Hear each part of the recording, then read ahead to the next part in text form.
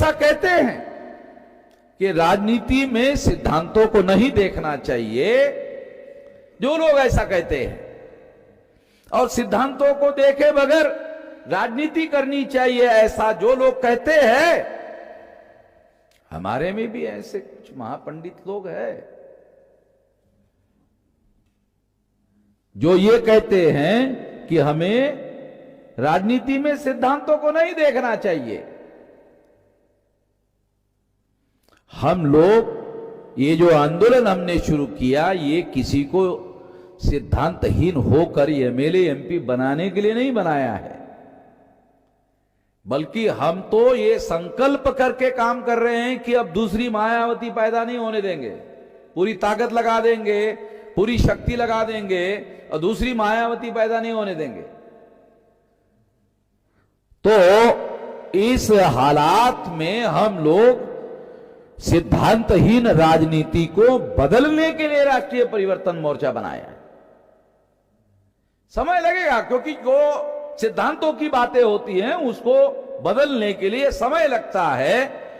कुछ लोग जल्दी से जल्दी जो है वो एमएलए बनना चाहते हैं, जल्दी से जल्दी वो एमएलए बनना चाहते हैं, एमपी बनना चाहते हैं, और सलाह देते हैं, और वो भी सोशल मीडिया में सलाह देते हैं कि अरे राजनीति में सिद्धांत थोड़ी होता है। तो आरएसएस के लोगों ने सिद्धांत छोड़कर ही राजनीति कर लिया है, आरएसएस के लोगों ने सिद्धांतों को छोड़कर राजनीति किया हुआ है। और सिद्धांतों को छोड़कर राजनीति किया होता तो काय के लिए परेशान हो रहे तुम? फिर काय के लिए परेशान हो रहे हो? अगर बीजेपी ने आरएसएस के कहने पर काम नहीं किया तो फिर तो तुम्हारे फायदे का होना चाहिए, फिर तो तुम्हारे फायदे का होना चाहिए। तो तुम चिल्ला क्यों रहे हो, विरोध क्यों कर रहे हो?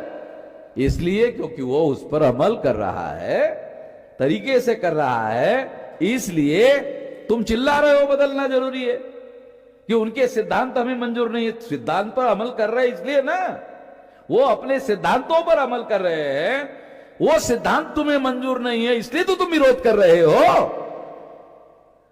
तो हम ऐसी सिद्धांतहीन राजनीति और सिद्धांतहीन जीवन प्रणाली हम मंजूर नहीं करते हैं। इसके लिए लड़ रहे हैं। इसके लिए हमारे महापुरुषों ने जिंदगी कुर्बान की, आधुनिक भारत में भी, और काशीराम जी ने भी, खापर्डे साहब ने भी जिंदगी लगाई, सिद्धांतों के लिए लगाई है।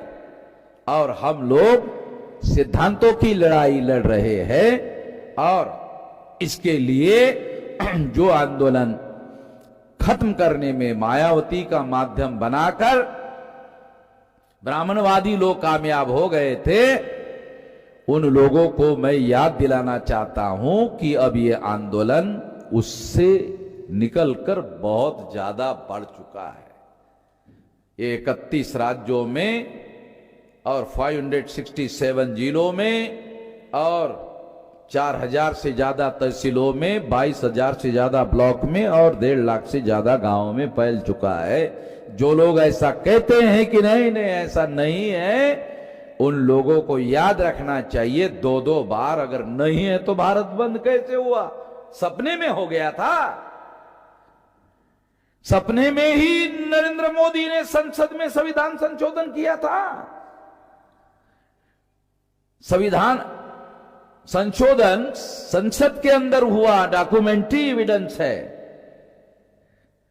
और जो लोग ऐसा कहते हैं उन लोगों के लिए मैं बताना चाहता हूं कि शाहीन बाग का आंदोलन कई महीने चला, मगर सीएए लागू करने को रोक लगाने में कामयाब नहीं हुआ। जब हमने भारत बंद किया तब जाकर के सीएए बोलना अमित शाह और नरेंद्र मोदी का हमने बंद करवाया। या तारीखों के साथ, रिकॉर्ड के साथ देख लेना,